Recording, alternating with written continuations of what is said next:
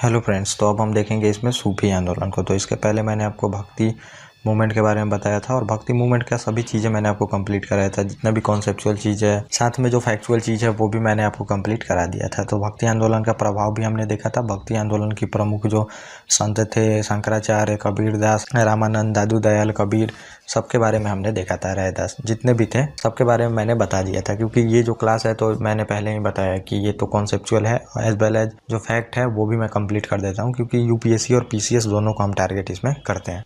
तो ये इतना चीज़ें कंप्लीट हो गई हैं। तो अब हम इसमें देखेंगे कि सूफी मूवमेंट के बारे में, और भक्ति मूवमेंट बहुत ही अच्छे से कंप्लीट कॉन्सेप्चुअल वे में क्यों आता है भक्ति मूवमेंट, उसका प्रभाव क्या होता है, इसकी जो प्रमुख विशेषता थी, फीचर वगैरह सभी मैंने बताया था। तो वो भी लेक्चर आप लोग देखें। और मतलब ये पूरा मेडिएवल हिस्ट्री का प्लेलिस्ट चल रहा है और चैनल पे बाकी भी जो सब्जेक्ट है उसका प्लेलिस्ट चल रहा है, तो उसको आप कंटिन्यू देख सकते हैं, ताकि आप लोगों को हर एक चीज़ों का मतलब शुरू से अंत तक पढ़ेंगे तो ज़्यादातर चीज़ें समझ में आएगी। एक टॉपिक कहीं से उठा के पढ़ने से समझ में नहीं आएगी, और जो भी टॉपिक होगा मेरा इंटर रिलेटेड होगा, एक दूसरे से ओवरलैप्स करेगा एक दूसरे पे जो टॉपिक होगा, क्योंकि हिस्ट्री बहुत जुड़ी हुई चीज़ें हैं और जो भी सब्जेक्ट है तो जुड़ी हुई चीज़ है। एक तो आपको टॉपिक में टॉपिक को जोड़ना है और दूसरी बात है कि सब्जेक्ट को भी सब्जेक्ट से जोड़ना है। तो जो क्वेश्चन बनेगा वो मेंस का समझिए कि एक जगह से नहीं पूछेगा कि भक्ति मूवमेंट। तो क्वेश्चन में आप देखेंगे 3-4 पार्ट ऐसे होते हैं, 2 पार्ट 3 पार्ट, और उसमें हिस्ट्री, पॉलिटी, ज्योग्राफी सभी चीज़ आ जाते हैं उसमें, और सबको मिला के आपको लिखना होता है। तो वो चीज़ें आपको आएंगी जब आप सीधे कॉन्सेप्चुअल चीज़ देखेंगे, और दूसरा बात है कि आप सीक्वेंस से देखेंगे। तो अब हम देखते हैं सूफी मूवमेंट के बारे में। पहले सूफी मूवमेंट का एक जो है ये मैं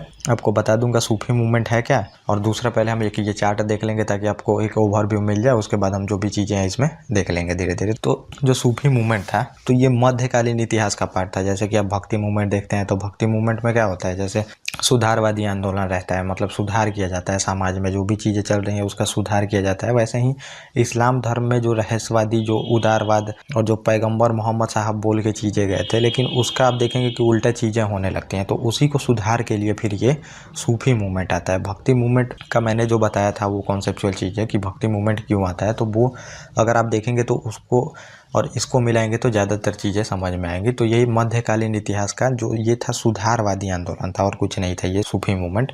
सुधारवादी मूवमेंट इसीलिए आता है कि जैसे कि अब जब तक सुधार नहीं करिएगा किसी धर्म में तो वो डिक्लाइन हो जाएगा धीरे धीरे। जैसे कि आप देखेंगे बौद्ध धर्म आता है, जैन धर्म आता है, तो इतना क्यों फैलता है, क्योंकि उस टाइम हम देखेंगे जो कि हिंदू साम्राज्य या फिर जो हिंदू धर्म या फिर जो आप देखेंगे आर्य का धर्म था, जो ब्राह्मण धर्म भी बोलते हैं, तो वो आ रहा था। तो उसमें बहुत सारी कुरीतियाँ आ जाती हैं, तो वही कुरीति से लोग परेशान होकर फिर वहाँ पे बौद्ध धर्म, जैन धर्म में जाना शुरू कर देते हैं। फिर जाके बाद में जब वैष्णव शैव धर्म ये सब आता है, फिर उसके बाद धीरे धीरे ये लोग फिर से वैष्णव मत, शैव मत आने लगता है। तो फिर ये लोग जितने भी रहते हैं फिर से देखेंगे कि ये हिंदू धर्म में आने लगते हैं। तो यही सब होता है जब भी मतलब कि धर्म में कोई गलत चीज़ें शुरू होती हैं, तो वहाँ से फिर जो लोग होते हैं वो धर्म को छोड़ के दूसरे धर्म में जाने लगते हैं। तो इसी का डर था सूफियों को, मतलब सूफी समझ रहे थे अगर ये ऐसे ही चलते रहा तो फिर जो इस्लाम इतना फैला है तो ये अब आगे नहीं फैलेगा, क्योंकि इसमें सुधार करना ही पड़ेगा। वही सुधार होता है, क्योंकि आप देखेंगे बौद्ध धर्म भी इसी वजह से उस टाइम ब्राह्मण जो कर्मकांड था बहुत ज़्यादा बढ़ गया था, तो वहाँ पे फिर लोग वो सिंपल तरीका था, मतलब बौद्ध धर्म में बहुत सिंपल चीज़ें लिखी गई थी, तो इस वजह से लोग उसमें आता है। वैसे ही ये भी होता है कि इसमें लोग दूर न जाने लगे, और यहाँ पे आप देखें भक्ति मूवमेंट के तहत फिर यहाँ भी सुधार होने लगा था हिंदू धर्म में। तो इस वजह से फिर ये भी धर्म, ये भी सूफी संप्रदाय आता है, मतलब इनका इस्लाम में जो भी कुरीतियाँ हैं उसको सुधारने के लिए, ताकि जो पैगंबर मोहम्मद साहब बोल के गए थे उसी के अनुसार इस्लाम को फैलाया जा सके। क्योंकि जितने भी पॉलिटिकल लोग थे आप देखेंगे धीरे धीरे वो अपने फ़ायदा के लिए फिर इस्लाम का इस्तेमाल करते थे। धर्म का इस्तेमाल तो किया ही जाता था, जैसा मैंने पहले ही बताया आपको कि धर्म के ही सहारे जो भी पॉलिटिकल लीडर होते हैं वो अपना मोटिव जो होता है उसको फुलफिल करते हैं। तो यही सूफी मत था, मतलब जो इस्लाम था उसमें उदारवादी इसकी और रहस्यवादी जो चीज़ें थी और जो भी आडंबर भर गए थे उनको दूर करने के लिए फिर ये सूफी संप्रदाय आता है। तो यही चीज़ें इसमें देखनी है। तो हम यहाँ पे पहले से देख लेते हैं जो फैक्चुअल चीज़ें कुछ हैं। तो 14वीं से 16वीं शताब्दी के बीच में देखेंगे एक सामाजिक एवं धार्मिक आंदोलन शुरू होता है। तो 14वीं 16वीं नहीं, आप देखेंगे कि ये जैसे इस्लाम धर्म का उदय होता है वहीं से ये भी चीज़ें शुरू हो जाती हैं सूफी मूवमेंट, और ये 9वीं शताब्दी तक देखेंगे पीक पे रहता है। और जैसे मुस्लिम आक्रमण शुरू होने शुरू होता है, आप देखेंगे अरबी आते हैं, फिर टर्की आते हैं, तो उन्हीं के साथ ये भी फिर जैसे जैसे जहाँ जहाँ ये एक्सटेंड होते जाता है इस्लाम धर्म, वहाँ वहाँ ये लोग जाते हैं और सुधारवादी आंदोलन ये करते हैं, सुधार करते हैं, ताकि जो जनता है वो प्यार से ही एक्सेप्ट कर सके इस्लाम धर्म को। तो ये मैं आपको बताऊंगा जब ये सूफी मूवमेंट क्यों आया, तो वहाँ पे मैं आपको बताऊंगा कि इसमें एक ये भी बात था कि सूफी मूवमेंट में जो लोग होते थे वो भी चाहते थे कि इस्लाम में ही मतलब लोग स्वीकार करें इस्लाम को, लेकिन वो कैसे करे, प्यार से करे, तलवार के दम पे स्वीकार ना कराया जाए। तो ये भी मैं आपको बताऊंगा। तो संतों ने हिंदू धर्म के विचारों को इस्लाम धर्म के विचारों को मिलाने का प्रयास किया। तो धर्म मतलब उनका कहना यही था कि अब रहना साथी में है, तो फिर ये लोग उसको मिलाने का कोशिश करते हैं ताकि जो जनता है वो साथ में रह सके और साथ में भेदभाव ना हो सके। दंगा फसाद जो आज आप देखेंगे तो उस टाइम बहुत ज़्यादा होता था, हमेशा युद्ध चलते रहता था कंटिन्यू। तो ये लोग विचारों को सेम मतलब मिलाने का प्रयास करते हैं ताकि जो जनता है वो रह सके अच्छे से, क्योंकि उस टाइम जनता स्वीकार करने को मतलब राजी ही नहीं थी इस्लाम वहाँ पे जब आया था शुरू में। बाद में धीरे धीरे जब जनरेशन चेंज होता है तो जनता धीरे धीरे स्वीकार करेगी इन लोगों को। आप देखेंगे मुगलों टाइम में जनता स्वीकार करती है, वो भी पूरी तरह से नहीं देखेंगे, लेकिन मुगलों टाइम में भी आप देखेंगे कि जैसे उस टाइम भी कंटिन्यू युद्ध चलेगा। फिर वहाँ पे मराठा सिखों से जब फर्रुखसियर देखेंगे कि बंदा बहादुर को मरवा देता है वहाँ पे, फिर वहाँ पे कंटिन्यू युद्ध होता है। उसके बाद देखेंगे फर्रुखसियर को अंधा करा दिया जाता है सैयद ब्रदर और जो शिवाजी रहते हैं मिलके। तो ये मैं आपको मुगलों टाइम में बताऊंगा। तो ये रहते हैं हिंदू और इस्लाम के विचारों को ये लोग मिलाने का कोशिश करते हैं। और मध्यकालीन में आप देखेंगे कि जो आडंबर होते हैं, चाहे देखेंगे कुरीतियाँ जो भी रहती हैं, अंधविश्वास, ये सब पूरा भरा रहता है। वो चाहे मुस्लिम हो, बौद्ध हो या फिर जो हिंदू हो, सब में रहता है। तो इस वजह से जो हिंदू में देखेंगे सुधारवादी आंदोलन शुरू होता है ये आडंबर के खिलाफ,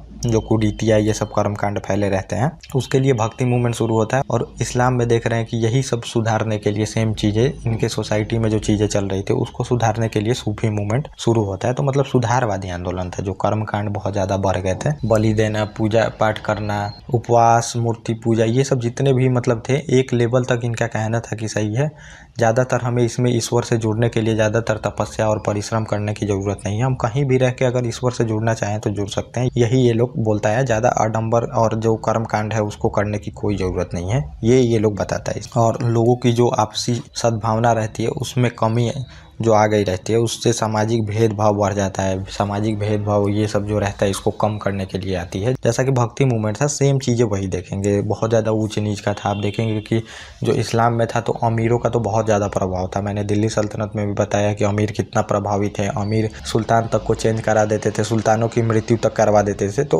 अमीर जो थे बहुत प्रभावशाली थे। तो इस वजह से भी आता है कि ये जो भेदभाव हुआ है इस्लाम धर्म में उसको कम किया जाए। जो जनता है इनइक्वालिटी को कम करके बराबर में लाया जाए। उसमें भी गरीब जनता थी तो उसके लिए भी कुछ अच्छा किया जाए, ये भी चीज़ें इसमें रहती हैं। और देखेंगे वर्ग और जाति जो व्यवस्था थी ये बहुत कठोर हो गई थी और अत्यधिक फोर्सफुली इसका पालन किया जाता था। और अनेक जो सामाजिक बुराइयाँ थी वो समाज को दुष्प्रभावित कर दी थी। तो जो क्लास सिस्टम आप देखेंगे तो क्लास सिस्टम इस्लाम धर्म में ज़्यादा था। जाति व्यवस्था देखेंगे कि कम थी वहाँ पे, लेकिन जो शिया सुन्नी थे उसमें बहुत ज़्यादा विवाद था। उसको भी दूर करने का ये लोग प्रयास करते हैं। और साथ में जो सामाजिक बुराइयाँ रहती हैं उसको भी दूर करने का ये लोग कोशिश करते हैं, क्योंकि उस टाइम देखेंगे बहुत कठोरता से इन सब चीज़ों का पालन किया जाता था। तो ये कोशिश ये लोग करते हैं। और इधर देखेंगे कि हिंदुओं में भक्ति मूवमेंट के द्वारा किया जाता था। ये जो भेदभाव है, जो जाति प्रथा है, उसको कम करने का कोशिश किया गया। भगवान से जुड़ने के लिए मतलब ये नहीं है कि तुम्हें उच्च कास्ट का ही होना चाहिए, नीच कास्ट वाले भी भगवान से जुड़ सकते हैं। बस भगवान से जुड़ने के लिए जो तुम्हारा दिल होना चाहिए वो साफ होना चाहिए और तुम कहीं से जुड़ सकते हो।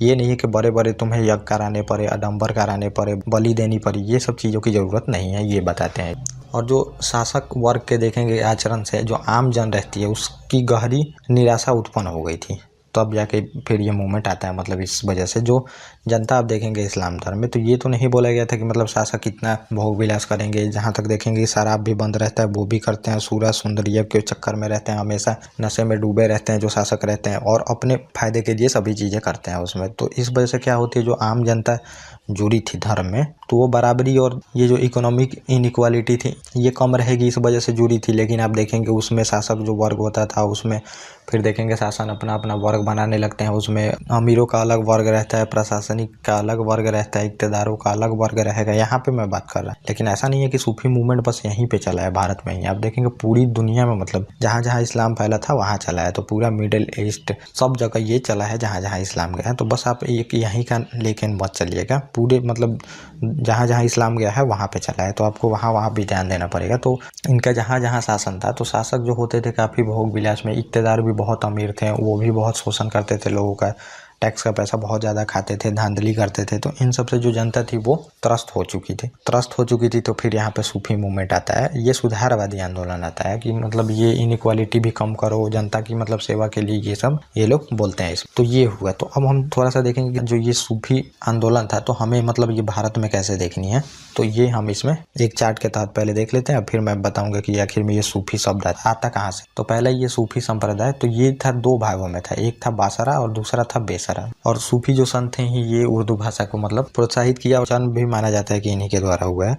तो प्रोत्साहित बहुत ज़्यादा करते हैं उर्दू भाषा को, क्योंकि उर्दू भाषा में ही ये सभी चीज़ें मतलब जो भी संप्रदाय आएंगे, संत आएंगे और बहुत सारे सिलसिले भी इसमें आते हैं। सिलसिला मतलब एक संगठन मानिए कि कुछ लोग मिलके एक संगठन बनाते हैं कुछ दिन पे, और वो आते हैं फिर सुधारवादी किसी इलाके में जाते हैं, अपना सुधारवादी जितने भी मत रहता है उनका प्रचार करते हैं कुछ लोग मिलके। और उसमें एक देखेंगे सूफी संत रहेंगे और फिर बाकी उनके मुरीद रहेंगे। मुरीद उनको बोला जाता है मतलब जो उनके स्टूडेंट या फिर जो उनके फॉलोअर रहते हैं वो मुरीद रहता है। तो वो सिलसिला चलता है, वो मैं आगे आपको बताऊंगा। तो इसमें बासरा रहता है और बेसरा, दो भागों में बांटा है। बासरा जो रहते हैं ये इस्लामी कानून के समर्थक रहते हैं, और जो बेसरा वाले इस्लाम के कोई भी कानून को नहीं मानते हैं, कोई भी कानून जैसे कुरान हो, शरीयत, किसी भी कानून को वो नहीं मानते हैं। लेकिन बासरा वाले हैं ये इस्लामी कानून को मानते हैं। और फिर इसी में देखेंगे कि इसी का प्रचार करने के लिए तो इनके बारे में नहीं पढ़ना होता। जो कानून को या फिर कुछ मान ही नहीं रहा है तो वो तो समझिए आदिवासी जैसा जिंदगी जी रहा है, तो इसके बारे में नहीं पढ़ाया जाता है। हमें मेनली इसके बारे में देखना है, क्योंकि जो भी शासन प्रशासन चल रहा था तो कुरान के अनुसार ही और शरीयत इन सब के अनुसार चल रहा था। तो इसी को हमें देखना है, इस्लामी कानून के जो समर्थन थे और समर्थन के साथ में सुधार करना चाहते थे वही हमें देखना। तो इसमें बहुत सारे सिलसिले आए। अब सिलसिले मतलब समझिए कि समय समय पे जो सूफी संत होते थे ये लोग अपना एक संगठन बनाते थे। जैसे मान लीजिए 50 लोग, 100 लोग, 200 जो भी हैं, एक संगठन बनाए, लोग जुड़ गए इसमें जो काफी शिक्षित होते थे, और फिर वो अपना प्रचार करने चल देते थे किसी इलाके में। मान लीजिए कहीं कभी तजाकिस्तान, कजाकिस्तान वाले इलाके में कोई संगठन लेके चल गया, कोई मान लीजिए भारत में आ गया, तो वैसे ये लोग आते थे संगठन बना के और ये प्रचार करते थे और ये सुधारवादी कार्य करते थे समाज पे, सोसाइटी पे, जो भी है मतलब इस्लाम जो है वो अच्छा है, ये प्रचार ये लोग करते थे। और जो भी है तो जनता का इसमें भला होनी चाहिए, राजा तक को भी ये प्रभावित करते हैं उसमें, ये भी मैं आपको बताऊंगा। लेकिन राजा से ये दूरी बनाए रखते हैं। तो यही सिलसिला चलता है। सिलसिला मतलब समझिए कुछ लोग मिलकर संगठन बना के फिर ये प्रचार करने आते थे सूफी संप्रदाय। और संप्रदाय मतलब आप समझ लीजिए जो एक ही धर्म के अलग अलग परंपरा या फिर विचारधारा जो होती है उसको हम लोग संप्रदाय कहते हैं। मतलब धर्म तो एक ही है इस्लाम धर्म, लेकिन जो उनकी विचारधारा है वो अलग अलग रहती है, इसको ही हम संप्रदाय कहते हैं। तो ये अलग संप्रदाय में बट जाते हैं। तो ये देख रहे हैं कि इस्लामी कानून को ये नहीं मान रहे हैं, ये लोग मान रहे हैं, ये नहीं मान रहे हैं कानून को, जो बेसरा वाले। और सिलसिला मैंने बता ही दिया कि जो सूफी संत लोग होते थे वो संगठन बना के आते थे और वो प्रचार करते थे। तो ये आपको पता होनी चाहिए। तो यही आता है, एक चिश्ती सिलसिला आता है, देखेंगे सुहरावर्दी सिलसिला आता है, कादारिया सिलसिला आता है, नक्शबंदी सिलसिला आता है, सभी आते हैं, वो मैं आपको बताऊंगा, उसको आपको सोचने की ज़रूरत नहीं है। चिश्ती सिलसिला के बारे में ही हमें मेनली जानना होता है। बहुत सारी जो सुधार होती है और बहुत दिनों तक जो चलती है भारत में, ये चिश्ती सिलसिला चलती है। अब सिलसिला आएगी, कोई भी संगठन बनेगा तो उसका एक संस्थापक होंगे जो कि उसको पहले स्टार्ट किए होंगे, मतलब कि चलो अब यहाँ पे हम चलते हैं सुधार करने। तो वहाँ पे एक जो मेन रहते हैं उनको संस्थापक बोला जाता है। तो ये ख्वाजा मोइनुद्दीन जो चिश्ती रहते हैं ये संस्थापक रहते हैं चिश्ती सिलसिले के।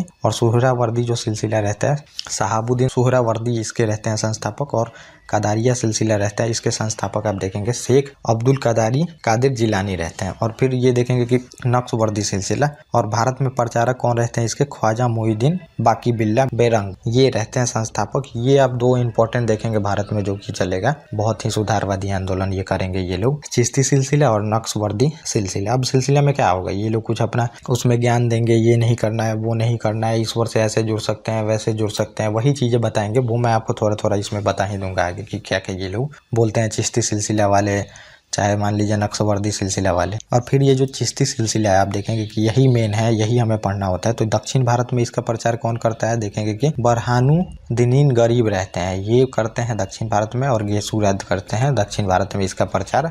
और जो उत्तर भारत में प्रचार करते हैं तो इसमें आप देखेंगे ख्वाजा बख्तियार काकी रहते हैं, बाबा फरीद रहते हैं, हजरत निजामुद्दीन औलिया रहते हैं जो कि फरीद के शिष्य रहते हैं, हजरत अलाउद्दीन साबिर रहते हैं, नसीरुद्दीन चिरागे दिल्ली रहते हैं। तो ये लोग कुछ उत्तर भारत में करते हैं। तो ज़्यादातर तो उत्तर भारत में ही रहेगा, क्योंकि देखेंगे दक्षिण भारत में विजयनगर साम्राज्य चल रहा था, तो उधर उतना सुधारवादी आंदोलन ये जा नहीं सकता था। तो उत्तर भारत में ज़्यादातर ये सुधारवादी आंदोलन चलता है, क्योंकि दिल्ली सल्तनत इधर ही रहता है, फिर बहमानी भी देखेंगे इधर ही रहता है। तो जहाँ जहाँ मुस्लिम सल्तनत रहता है साम्राज्य, वहाँ पे ये लोग ज़्यादातर रहते हैं। तो दक्षिण भारत में उतना हमें इस वजह से नहीं देखना होता है। तो ये चीज़ें रहती हैं, लेकिन उत्तर भारत में देख रहे हैं कि इतना प्रमुख ये जो है संत हैं यहाँ पे।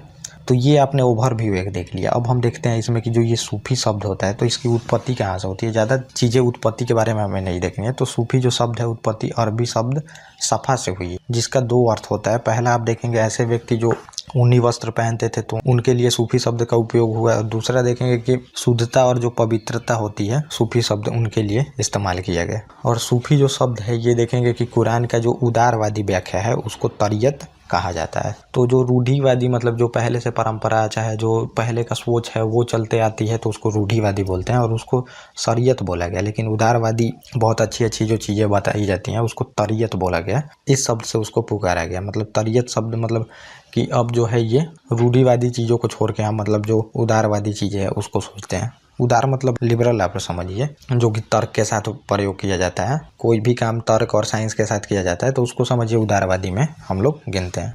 और इसमें ये भी बोला जाता है जो सूफी शब्द का उत्पत्ति हुआ है, तो ये यूनान के भाषा सोफिया से भी हुआ है। तो ये भी आप लोग याद रखिएगा, जिसका अर्थ होता था जो घूमते फिरते थे, मतलब घूम फिर के जो इस्लाम धर्म का प्रचार करते थे उनको सूफी कहा गया। और बाद में देखेंगे ये सूफी जो शब्द है उसका प्रयोग सूफी संतों के लिए किया गया, जो धर्म के उद्देश्य के लिए फिर जाने जाते हैं, जो उदारवादी व्याख्या करते हैं रूढ़िवादी छोड़ के, फिर उनके लिए सूफी शब्द का प्रयोग किया गया वहाँ पे। और सूफीवाद के सिद्धांत देखेंगे ईश्वर की प्राप्ति पर आधारित था, जिसे हिंदू या मुस्लिम में भेदभाव किए बिना ईश्वर से प्रेम, उसकी प्रार्थना, उपासना, अनुष्ठानों के माध्यम से प्राप्त किया जा सकता है। तो जो ईश्वर से जुड़ने का चीज़ है, तो आपको प्रेम से आप जुड़ सकते हैं। उसके लिए आपको ईश्वर की उपासना करने की ज़रूरत नहीं है। अनुष्ठानों की बहुत बड़े यज्ञ जो होते हैं ये सब की कोई ज़रूरत नहीं है ईश्वर से जुड़ने के लिए, जो कि आप देखेंगे कि भक्ति मूवमेंट में भी ये चीज़ें कहा गया था। वही चीज़ें यहाँ पे पुकारी जाती हैं। और जो सूफी संतों से शिष्य ग्रहण करते हैं उनको मुरीद कहा जाता था। तो आप समझिए कि जो ये ज्ञान देते थे तो उनको जो ग्रहण करते थे उनको मुरीद कहा जाता था। तो आज भी ये मुरीद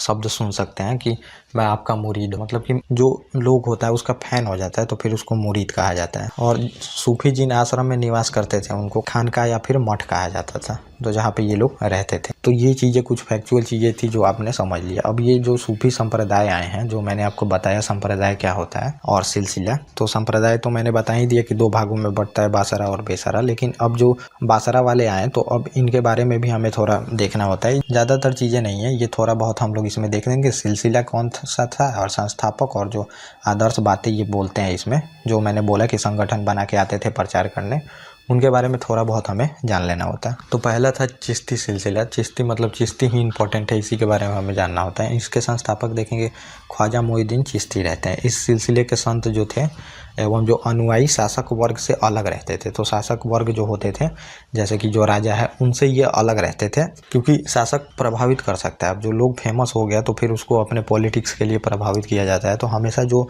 लोग समाज सेवा करना चाहता है वो पॉलिटिक्स से थोड़ा दूरी बना के रखता है, आप देखेंगे। और दूसरी तरह का समाज सेवा आप ये भी देखेंगे कि पॉलिटिक्स में जुड़ के समाज सेवा होता है, एक समाज सेवा होता है जो बिना पॉलिटिक्स से जुड़े मैं समाज सेवा कर रहा हूँ। तो ये लोग पॉलिटिक्स से नहीं जुड़ता था, क्योंकि ये लोग सोचता था कि राजा जो है ये इनको प्रभावित कर सकता है, इनके कामों को, और मेन था कि इनको राजा के अगेंस्ट में ही ये सुधार करना था। तो इस वजह से भी ये दूरी बना के रखते हैं। और इस सिलसिले के संत थे संत महबूब ए इलाही ने संगीत गायन विधि समा को लोकप्रिय बनाए। तो संगीत गायन भी ये लोग करते हैं।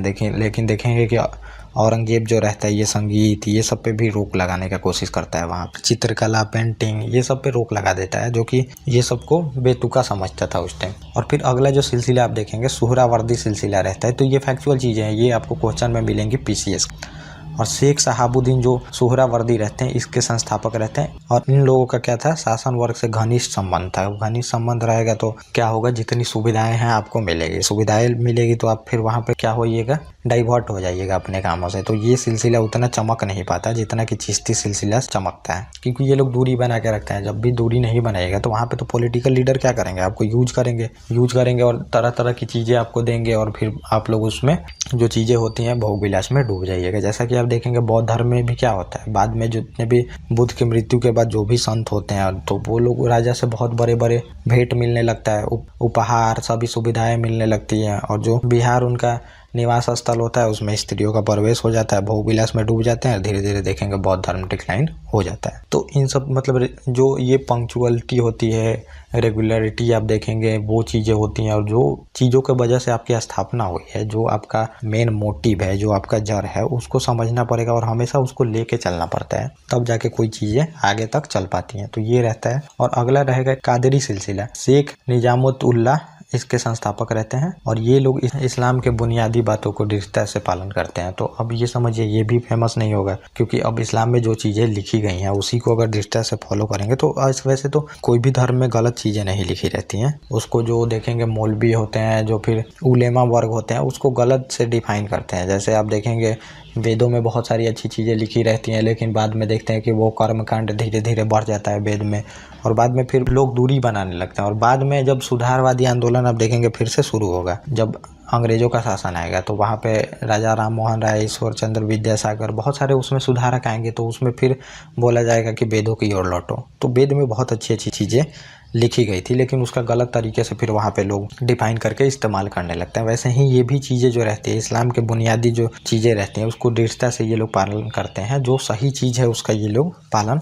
करते हैं, ताकि फिर ये सुधार हो सके सोसाइटी में। और अगला आप देखेंगे नक्शबंदी सिलसिला रहता है, और फिर इसका ख्वाजा पीर मोहम्मद संस्थापक रहते हैं। और रूढ़िवादी सिलसिला ये रहता है, मुजीद ने सिया के दर्शन बहाद उल सहदूत का विरोध किया। उन्होंने लाल खलीफत जो नाम की पुस्तक रहती है ये भी लिखते हैं। इन्हें जहांगीर ने गिरफ्तार कर लिया था, क्योंकि इनका जो है ये प्रसिद्धि बढ़ रहा था, तो इस वजह से जहांगीर रहता है इसको गिरफ्तार करके कैद में डाल देता है। और फिर फिरदौसी सिलसिला रहता है। शेख शहाबुद्दीन यहाँ देखेंगे कि इसके संस्थापक रहते हैं, और ये सोहरावर्दी जो सिलसिला रहती है उसी की एक शाखा रहती है, आप समझ लीजिए। और रसानिया एक सिलसिला रहती है अकबर के शासनकाल में, और मियाँ बायाजिद अंसारी पीर रोशन इसके संस्थापक रहते हैं, और ये खैर उल बयान के लेखक भी रहते हैं। तो ये कुछ इंपॉर्टेंट नहीं है, आपको ज़्यादातर चीज़ें याद नहीं करनी है, एक दो याद करनी है। चिश्ती हो गया, सोहरावर्दी सिलसिला, कदारिया सिलसिला हो गया, ये सब आपको याद रखनी है, ज़्यादा चीज़ें याद नहीं रखनी है। महदवी सिलसिला रहता है, मुल्ला मोहम्मद महरी रहते हैं इसके संस्थापक, रूढ़िवादी मुसलमानों का ये विरोध करते हैं। और फिर ऋषि रहती है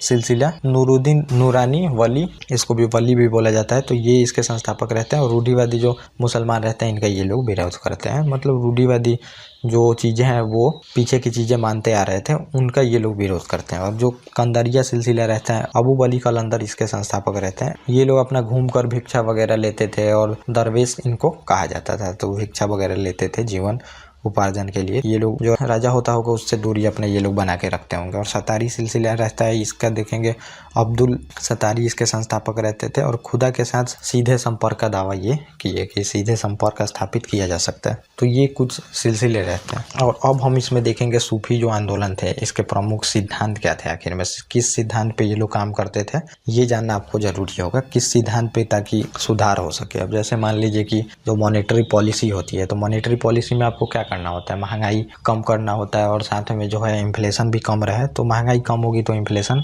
कम ही होगी, ये रहता है। लेकिन अब ये टूल्स भी तो होना चाहिए महंगाई कम करने के लिए। तो उसके लिए आरबीआई क्या करती है, आरबीआई आपको ओपन मार्केट ऑपरेशन करती है, जी-सेट बेचना, जी-सेट खरीदना, जो गवर्नमेंट सिक्योरिटी होती है, जिससे मतलब मार्केट में जितना भी मनी होता है उसको कंट्रोल किया जाता है। तो वो टूल्स हुआ उसके पास, चाहे इंटरेस्ट रेट बढ़ाना देखेंगे, SLR, CRR, तो ये सब क्या है, टूल्स है उस काम को करने के लिए। जो मॉनेटरी पॉलिसी होती है, ग्रोथ रेट बढ़ाना, चाहे महंगाई कम करना, इन्फ्लेशन को कम करना, ये इसका काम है। और काम फिर किससे किया जाता है, उसके लिए कोई टूल्स होना चाहिए। तो टूल्स फिर क्या है, repo rate, reserve repo rate, ये सब टूल्स है आरबीआई। तो वही चीजें, अब ये काम क्या करना है, इनको सुधारवाद करना है। तो किसके तहत ये सुधार करेंगे, इसमें यही हमें देखना है। तो एकेश्वरवाद, भौतिक जीवन का त्याग करिएगा तब सुधार होगा, शांति एवं अहिंसा पे जोड़ देंगे तब ये सुधार होगा। जो सोसाइटी है, चाहे इस्लाम धर्म है, इसमें सुधार होगा। प्रेम पे जोड़ देंगे तब सुधार होगा।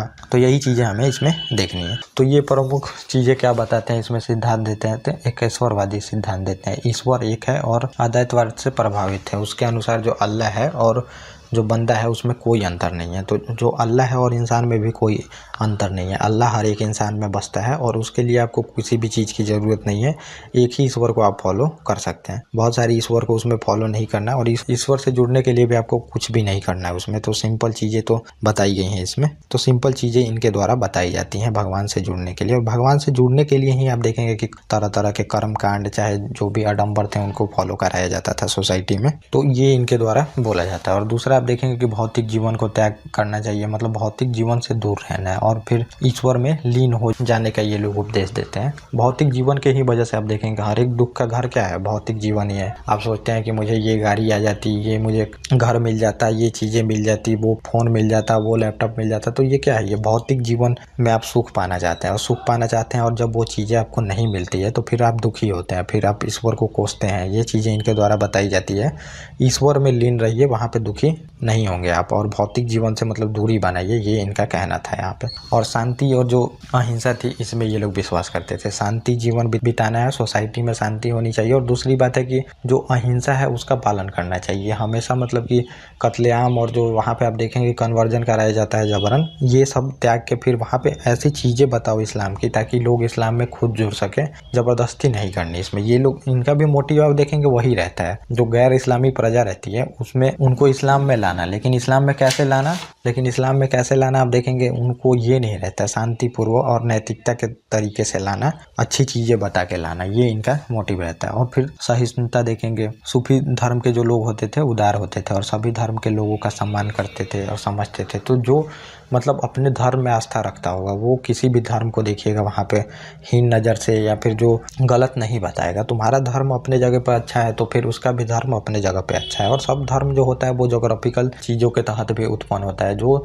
धर्म में आप देखेंगे कर्म कांड रहता है तो वो जोग्राफी पे बहुत डिपेंड करता है, जो कि मैंने जोग्राफी सब्जेक्ट जब मैंने स्टार्ट किया था तो वो मैंने बताया था कि धर्म में अब चीज़ों की इंपॉर्टेंस है। तो हमारे धर्म में देखेंगे सूर्य का ज़्यादा इंपॉर्टेंट है, तो देखेंगे इस्लाम में चांद का ज़्यादा इंपॉर्टेंट है। तो वो वहाँ के जोग्राफिकल फैक्टर पे डिपेंड करता है। जैसा मैंने बताया था कि अब रेगिस्तान वाला इलाका है, वहाँ अरब में देखेंगे वहाँ से इस्लाम धर्म उत्पन्न होता है, तो उनके लिए धूप से ज़्यादा इंपॉर्टेंट वहाँ पे छाया है। और छाया, फिर चांद उसमें छाया में दिखता है, तो चांद का वहाँ पे ज़्यादा वैल्यू दिया गया है। हमारे यहाँ पे धूप का ज़्यादा वैल्यू है। तो आप देखेंगे हिमालय वाले क्षेत्र में जो हिंदू धर्म उत्पन्न होता है तो किस क्षेत्र में होता है, आप देखेंगे सिंध वाले क्षेत्र में होता है। उधर आर्य जब आते हैं वहाँ से, तो फिर यहाँ पे सूर्य का ज़्यादा इंपॉर्टेंस रहता है। तो मतलब सभी धर्म में जो भी चीज़ है वो तो उसकी अपनी इंपॉर्टेंस है। चाहे उनके जो कर्म कांड है वो बनाए गए हैं उनके लिए सही है, हमारा चीज़ सही है, तुम सही हो ठीक है, लेकिन दूसरा कोई गलत नहीं है ये नहीं बोलना चाहिए उसमें। और जो भी चीज़ें होती हैं तो आप समझिए किसी भी धर्म में चीज़ें गलत नहीं होती हैं। वो पॉलिटिकल जो लीडर होते हैं वो गलत करके उसको फिर अपने अनुसार मोड़ते हैं ताकि उसको फ़ायदा उठाया जा सके। तो वही देखेंगे जो खलीफा का पद बना था, फिर उससे मान्यता लेने के लिए जो भी शासक होते थे इस्लाम धर्म के हर एक चीज़ें करते थे, कन्वर्जन कराना चाहे जो भी चीज़ कराना, तो वो उस वजह से करते थे। और बाद में जब मुगल आएंगे तो उनको खलीफा से कोई मतलब ही नहीं रहता है। देखेंगे कि 25% इकोनॉमी पे पूरी तरह से विश्व का,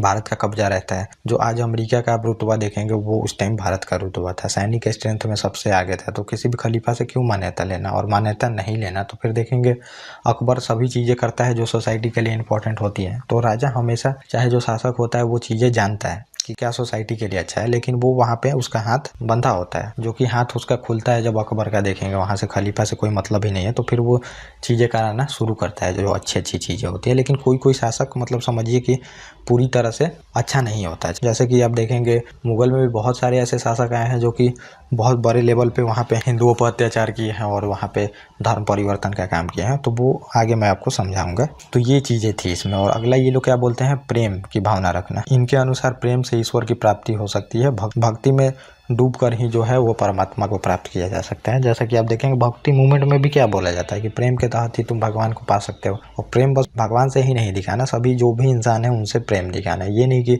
जो पैसा वाले हैं, जो अमीर हैं, उन्हीं से प्रेम दिखाना है, सबसे प्रेम करना है। जो भी दुनिया में है सबकी इज्जत सम्मान वहाँ पे करनी है, तब जाके ईश्वर की प्राप्ति होती है वहाँ पे। और इस्लाम का प्रचार भी करते हैं ये लोग। ये सब उपदेश के तहत इस्लाम का प्रचार करना चाहते थे। बस तलवार के दम पे ही तुम्हें इस्लाम लोगों को स्वीकार नहीं करानी है। ये अच्छी अच्छी चीज़ें बता के, ताकि लोग इस्लाम से जुड़ सके। जैसे बौद्ध धर्म में देखेंगे अच्छी जो चीज़ें बातें थी तो लोग खुद ब खुद जुड़ना शुरू होते हैं। जो बुद्ध थे तो उनके पास थोड़ी ही सैनिक स्ट्रेंथ था कि वो लोगों को जबरन धर्म स्वीकार करा सके, चाहे लोगों को मरवा सके। वहाँ पे लोग खुद ब खुद जुड़ते हैं यहाँ पे, लेकिन यहाँ पे देखेंगे तलवार के दम पे होता था। तो यही चीज़ें बोलते हैं कि अच्छा चीज़ दिखाओ तो खुद लोग आएंगे इसमें। और प्रेमिका के रूप में कल्पना करना, सूफी जो संत थे वो जीव को प्रेमी और ईश्वर को प्रेमिका के रूप में देखते थे। तो जीव जो है वो प्रेमी है और ईश्वर जो है वो प्रेमिका है। तो ईश्वर को प्यार करना है, इसमें ये बताते हैं। और सिंपल वे में तुम ईश्वर को प्राप्त कर सकते हो। और शैतान बाधा, इनके अनुसार जो था ये ईश्वर की प्राप्ति में जो शैतान होता है ये सबसे बड़ा बाधक होता है। तो शैतान मतलब आप समझिए जो आडंबर थे ये सब शैतान का काम करते हैं। ईश्वर के प्राप्ति के लिए ये लोग बीच में एक तो ईश्वर से जुड़ने भी नहीं देते हैं, साथ में आडंबर भी ये सब होता है, जिससे इनइक्वालिटी बढ़ती है। और हृदय की शुद्धता पे ये लोग जोड़ देते हैं। जो सूफी संत होते हैं दान, तीर्थ यात्रा, उपवास को आवश्यक मानते थे। उपवास भी करना है आपको, तीर्थ यात्रा पे भी जाना है, दान दक्षिणा भी सबको करना है जिसको जरूरत है। ये लोग इस पे जोर देते थे और गुरु शिष्य का भी महत्व देते थे। तो जो पीर होता था ये गुरु होते थे और जो मुरीद होते थे वो शिष्य होते थे। तो जो संगठन बनता था तो उसमें एक गुरु होते थे और बाकी शिष्य लोग भी आते थे उनके मुरीद प्रचार करने। और बाह्य आडंबर था उसका विरोध किया। सूफी संत जो थे बाह्य आडंबरों का विरोध करते हैं, वो पवित्र जीवन पर विश्वास करते हैं। तो जितना भी आडंबर था उसको ये लोग त्याग के सिंपल जिंदगी जीने का इसमें बात करते हैं। और सिलसिले से मतलब जो सूफी संत होते थे समझिए अपने वर्ग और जो सिलसिले होते थे उससे संबंध रखते थे। तो ये समझिए तो उसी से संबंध रखेंगे जिस सिलसिले के होते थे। और अब देखेंगे हम, ये तो पूरा ओवरऑल आप कॉन्सेप्ट देख लिए इनका क्या था, पूरे दुनिया में ये फैलाते हैं यही चीजें बात लेके। भारत पे इसका क्या प्रभाव पड़ता है ये हमें जानना पड़ेगा यहाँ पे। तो अब हम देख लेते हैं सूफी आंदोलन का प्रभाव क्या हुआ हमारे सोसाइटी पे। तो ये हुआ कि जो सूफी संत थे वो भारतीय समाज में प्रचलित जितने भी कर्म कांड थे उनका ये लोग विरोध करते हैं। और जो हिंदू जनता रहती है उनके प्रति दयालु और प्रेम का व्यवहार किया था सूफी। तो इससे हुआ क्या कि जो अब हिंदू जनता का अगर आप आदर करते हैं, उनके प्रति दयालु चीज़ें दिखाते हैं, तो हिंदू जनता भी आपके लिए कुछ करेगी। तो वो फिर जो हिंदू जनता रहती है वो भी सूफियों से जुड़ती है और इनके मज़ार पे जाना, फिर मज़ार पे देखेंगे सूफियों के मज़ार पे जाके वहाँ पे श्रद्धा से फूल भी चढ़ाते हैं ये लोग। तो आज भी देखेंगे कि मज़ार पे फूल चढ़ाया जाता है। तो ये फिर हिंदू जनता यहाँ पे जुड़ना शुरू होती है, जिससे समाज में सौहार्द की स्थिति बनती है। मतलब दोनों धर्म में अब नज़दीकियाँ बढ़ने लगती है, जो कि बिल्कुल शुरू में नहीं थी। तो ये होता है कि मतलब यहाँ से जब जनता रहती है वो दोनों पास में आने लगती है। तो एक ये प्रॉफिट यहाँ पे देखेंगे सूफी आंदोलन का ही ये प्रभाव सोसाइटी पे पड़ता है। और दूसरा आप देखेंगे कि इससे होता है हिंदू जो जनता रहती है और मुसलमान जो जनता रहती है इनमें भेदभाव की कमी होती है, छुआछूत का ये लोग त्याग करते हैं। और फिर यहाँ पे आप देखेंगे कि समानता और जो भ्रातृत्व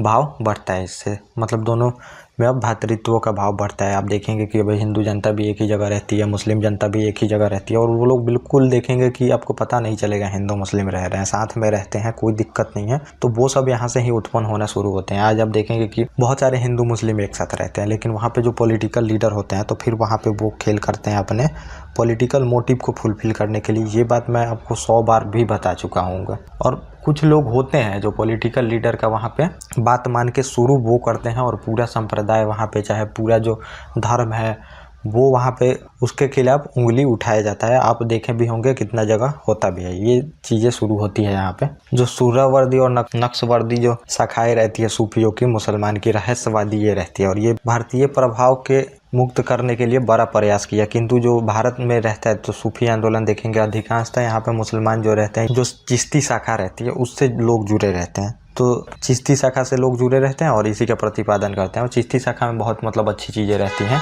और इसी से लोग जुड़े रहते हैं। देखेंगे जिसके संस्थापक रहते हैं ख्वाजा मोहिउद्दीन चिश्ती, और ये जब आते हैं गोरी के साथ ही आते हैं। आप देखेंगे ख्वाजा मोहिउद्दीन जो चिश्ती रहते हैं गोरी के साथ आते हैं और आके फिर अजमेर वाले इलाके में बस जाते हैं। और इनके शिष्य जो देखेंगे कुतुबुद्दीन बख्तियार काकी इन्हीं का शिष्य रहता है, शेख नागौरी इन्हीं के शिष्य रहते हैं। तो ज़्यादातर ये हमारे यहाँ पे देखेंगे चिश्ती सिलसिला बहुत प्रचलन में हुआ है। तो इससे प्रभावित होकर फिर सोसाइटी में रिफॉर्म होता है। और फिर देखेंगे कि सूफी मत का चिश्तिया जो शाखा रहते हैं ये हिंदुओं के जो वेदांत का ही प्रतिपादित रूप रहता है। फलतः भारत में सूफीवाद का प्रचार द्रुत गति से हुआ, मतलब बहुत तेज गति से हुआ। जो हिंदू में वेदांत में जो चीज़ें हमारे लिखी गई हैं तो वो अगर मैच करेगी जो चीज़ें हमारे वेदांत से, चाहे जो उनका मत है, तो वो प्रचलित हो गई। और थोड़ा बहुत यहाँ पे मैच करता है जो सहिष्णुता का भाव हमारे देखेंगे धर्म में रहता है वही मतलब इनमें भी ये लोग ये इसकी बात करते हैं, तो इस वजह से ये ज़्यादातर भारत में प्रचलित भी होता है। और सूफी संतों ने भारतीय पर्यावरण को ध्यान में रखकर अपने मत का प्रसार के लिए देसी भाषाओं का प्रयोग किया। तो देसी भाषा का भी ये लोग प्रयोग करते हैं, क्योंकि अगर आपको फैलाना है तो एक उर्दू के दम पे आप नहीं फैला सकते, इसलिए ये देसी भाषा का भी प्रयोग करते हैं ताकि जो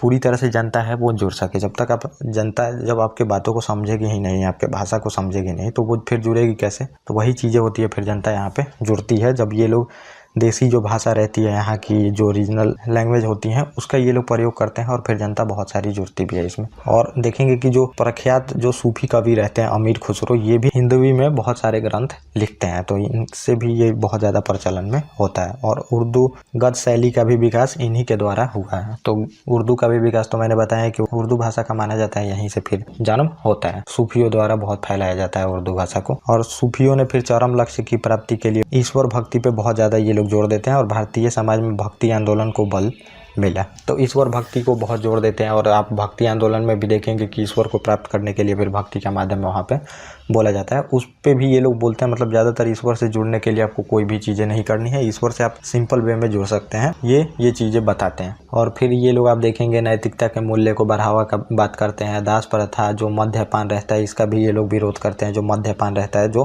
कि शासक करते रहता है उसका भी ये लोग विरोध करते हैं, क्योंकि देखेंगे इस्लाम में मद्यपान निषेध है, लेकिन जितने भी शासक और राजा को देखेंगे तो उन्होंने मद्यपान पूरा किया है। सूरज इंद्रियों के साथ रहना, मद्यपान करना, यही सब चीज़ें चलती थी वहाँ पे। और लिंग भेद, अस्पृश्यता, जाति प्रथा जो भी चीज़ें रहती हैं उसका ये लोग विरोध करते हैं। और जो मुनाफाखोरी रहती है समाज में, मुनाफाखोरी की वजह से ही देखते हैं कि कितना ज़्यादा अमीर अमीर बनते जाते हैं। भ्रष्टाचार रहता है उसका भी ये लोग विरोध करते हैं। संन्यास का समर्थन करते हैं, मतलब थोड़ा बहुत संन्यास पूरी तरह से नहीं लेना, जीवन व्यतीत करते हुए आपको मतलब ज़्यादा सुख भोग भी नहीं करना है वहाँ पे, बस सिंपल ज़िंदगी बितानी है, उसका ये लोग समर्थन करते हैं। भ्रष्टाचार का विरोध करते हैं। जितने भी इक़्तिदार देखेंगे, चाहे जो भी ऊपर लेवल के अधिकारी होते थे वो बहुत ज़्यादा भ्रष्टाचार करते थे, और व्यापारी बहुत ज़्यादा मुनाफाखोरी करते थे, उनका भी ये लोग विरोध करते हैं, क्योंकि मेन मोटिव रहता है कि सभी जनता बराबर में रहे। और ये देखेंगे समाजवादी यही नीति के कारण अकबर जो रहता है, तो अकबर पे भी बहुत ज़्यादा प्रभाव रहता है सूफी आंदोलन का, और फिर वो बहुत बड़ा रिफॉर्म देखेंगे कि वो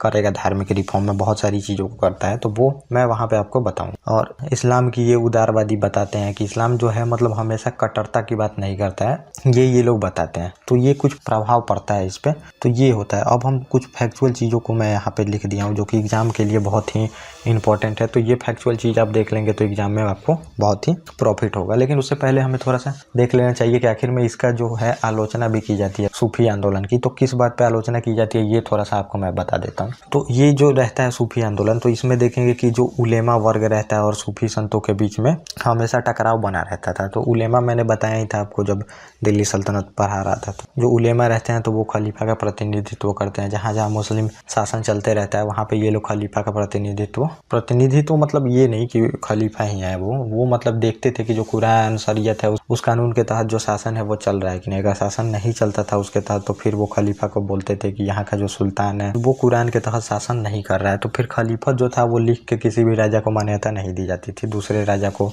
मान्यता दे दी जाती थी, ये सब चीज़ें चलती थी। तो फिर उलेमाओं का ये भी काम रहता है देखेंगे धर्म परिवर्तन कराना है, तो फिर इस वजह से धर्म परिवर्तन के कारण जितने भी सूफी संत होते हैं और इनके बीच में टकराव की स्थिति हमेशा पैदा हो जाती है, क्योंकि ये लोग उदारवादी बात करते हैं। अगर धर्म भी तुम्हें परिवर्तन कराना है तो तुम उसको अच्छी चीज़ें बताओ, अगर अच्छी चीज़ें बताओ उसको अच्छा लगता है तो फिर वो इस धर्म में जुड़ेगा, नहीं तो नहीं जुड़ेगा। तो ये होती है मतलब कि ये सूफी और जो उलेमा लोग रहते हैं इनमें टकराव की स्थिति हमेशा पैदा होते रहती है, क्योंकि देखेंगे उलेमा जो रहते हैं वो भी धर्म कन्वर्ट कराते हैं। उलेमा ही हमेशा बोलते रहते हैं, राजा पे भी दबाव रहता है हमेशा, जो राजा रहता है कि तुम धर्म में परिवर्तन कराओ, कन्वर्जन कराओ बड़े लेवल पे, ये सब चलते रहता है। तो इस वजह से इन लोगों में टकराव पैदा होते रहती है। और उलेमा तो खुद करवाते ही रहते हैं, उनके पास अपनी सेना भी रहती है धर्म परिवर्तन कराने के लिए, ये आप समझ लीजिए। और इनमें ये भी आलोचना की जाती है कि देखते हैं अनेक इतने प्रयास किए जाते हैं, इतने मत सूफी संप्रदाय आते हैं, लेकिन आर्थिक असमानता रहती है, जाति प्रथा धर्म ये सब में कमी कुछ आती नहीं है। आप देखेंगे कि कुछ खासा कमी नहीं आती है, असमानता और बढ़ते जाती है वहाँ पे, और जाति में भी कुछ कमी खासा आती नहीं है जो भी जाति लोग रहते हैं। और इसका जो प्रभाव आप देखेंगे तो सूफी आंदोलन चाहे भक्ति भी आंदोलन, तो ये ज़्यादातर नीचे लेवल पे प्रभाव डालती है, लेकिन ऊपर लेवल पे प्रभाव कुछ ऐसा खासा पड़ता नहीं है। आप अभी भी देखेंगे कि कोई भी रिफॉर्म चलती है चाहे कुछ भी हो तो वो कोई खासा फर्क पड़ता नहीं है। चाहे मूवी देखेंगे तो वही हीरो मूवी में देखेंगे कि आपको जो बनाएंगे तो मूवी में आपको अलग चीज़ें दिखेगी। उसमें बहुत ही कल्चर्ड हीरो दिखेगा, माता का सम्मान कर रहा है, एक पत्नी का पालन कर रहा है, एक बेटे नाजायज संबंध नहीं, हर एक चीज़ें उसमें आपको दिखाई जाती है। लेकिन उसके अगर आम जिंदगी में आप देखेंगे तो वो चीज़ें नहीं रहती हैं। किसी भी हीरो हो, एक्टर हो, चाहे बड़े जो नेता हो, वो सब चीज़ें आप देखने को मिलेगा। बलात्कार के लिए कानून तो लाया जाता है, लेकिन देखेंगे कि नेता के घर के लोग ही बलात्कार कर रहे हैं, चाहे जो ऊंचे लेवल के लोग हैं तो वो चीज़ें करते हैं। तो जो ऊपर सोसाइटी के अपर लोग होते हैं उन पे कोई भी रिफॉर्म चाहे कुछ का भी उतना प्रभाव पड़ता नहीं है, वो अपने मन का ही करते हैं। जो प्रभाव पड़ता है वो नीचे लोगों पे ही पड़ता है, और नीचे के लोग काफ़ी इन्फ्लुएंस होते हैं इन सब चीज़ों से, लेकिन ऊपर के लोगों को कोई फ़र्क पड़ता नहीं। उनका जो भी मोटिव होता है पैसे, और फिर जो उनके आम जिंदगी होती है उनमें उनको सभी सुविधाएं चाहिए, उनको कोई दिक्कत नहीं चाहिए, जो मन में आए वो करेंगे। तो आप एक्टरों को देख सकते हैं कि मतलब मूवी में आपको कुछ और ही दिखेगा, लेकिन आपको रियल ज़िंदगी में उनके कुछ और ही दिखेगा। 2 शादी कर रहे हैं, अलग अफेयर है, फिर उनसे अफेयर है, उनसे अफेयर है, कुछ ये ऐसे करके आप देखेंगे कि चलते रहता है। अलग बच्चे हैं, 60 की उम्र में, 70 की उम्र में शादी कर रहे हैं। बहुत सारे एक्टर और एक्ट्रेस को आप देखेंगे इसमें। तो ये जो प्रभाव रहता है नीचे लेवल पे ही पड़ता है, लेकिन जितने भी अमीर रहते हैं और जो उलेमा रहते हैं उन पे कुछ प्रभाव पड़ता नहीं। तो ये रहती है। और अगला आप देखेंगे कि राजनीति पे उलेमा वर्ग का प्रभाव दिखता है। तो पर उलेमा वर्ग का तो प्रभाव हमेशा बना ही रहता है। और राजनीति में देखेंगे कि जो जनता रहती है हमेशा सुल्तान को, उलेमाओं के वजह से सुल्तान भी हमेशा दबाव में रह के, अगर उसको मन भी नहीं है कुछ चीज़ें कराने के लिए तो वो उसको कराना पड़ता था। तो ये चीज़ें रहती हैं जो कि ये लोग नहीं रोक पाते हैं, जो सूफी मत वाले होते हैं। फिर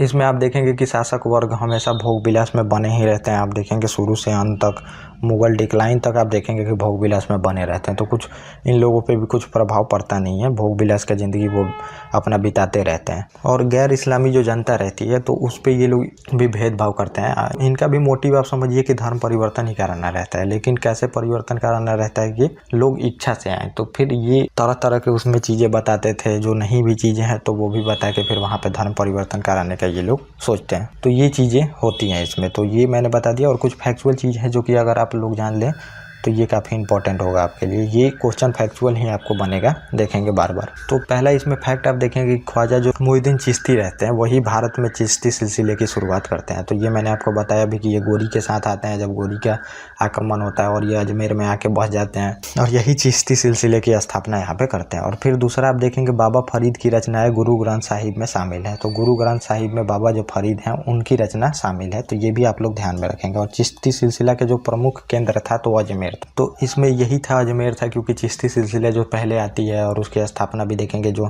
मोइनुद्दीन चिश्ती रहते हैं वो अजमेर में ही बसते हैं। तो प्रमुख केंद्र भी उसका अजमेर ही बन जाता है। और चिश्ती सिलसिले के कुछ अन्य जो महत्वपूर्ण संत रहते हैं उसमें देखेंगे निजामुद्दीन औलिया, बाबा फरीद, बख्तियार काकी। तो इनका नाम कुतुबुद्दीन बख्तियार काकी रहता है। और उसमें फिर अगला आप देखेंगे कि जो रहते हैं शेख बुरहानुद्दीन गरीब रहते हैं, बाबा फरीद, बख्तियार काकी, ये सब शिष्य थे इनके। आप देखेंगे तो ये जो थे ख्वाजा मोइनुद्दीन जो चिश्ती रहते हैं इनके शिष्य रहते हैं। ये कुतुबुद्दीन बख्तियार काकी, बाबा फरीद, ये लोग इनके शिष्य रहते हैं। तो जैसा मैंने बताया शिष्य और गुरु का यहाँ पे बहुत परंपरा चला है, शिष्य को मुरीद बोला जाता था। तो ये लोग शिष्य रहते हैं इनके। और हजरत निजामुद्दीन औलिया ने अपने जीवन काल में ही दिल्ली के साथ सुल्तानों का शासन देखा था। तो हजरत निजामुद्दीन जो औलिया रहते हैं ये दिल्ली के साथ सुल्तानों का काल देखे रहते हैं। तो ये क्वेश्चन बहुत बार आया भी है और आगे भी आ सकता है। और मतलब जल्दी जल्दी दिल्ली सल्तनत में तो आप देखेंगे कि जल्दी जल्दी सुल्तान वहाँ पे चेंज होते रहते हैं। तो इस वजह से ये 7 सुल्तानों का काल देख पाते हैं वहाँ पे।